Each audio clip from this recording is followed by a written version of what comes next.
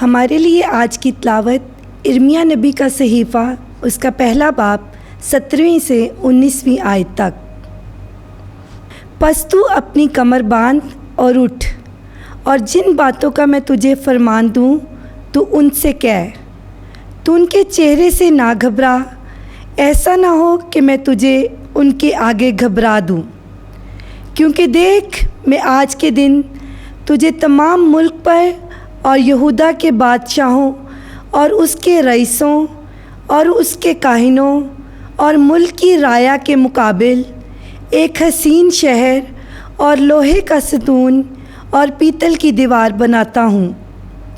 तो वह तेरे साथ लड़ाई करेंगे, लेकिन तुझ पर गालिब ना आएंगे, क्योंकि खुदावंद फरमाता है, मैं तेरे साथ हूँ ताकि तुझे छुड़ाऊँ। पाक कलाम के पढ़े और सुने जाने पर खुदावंद की बरकत हो। खुदा का शुक्र हो।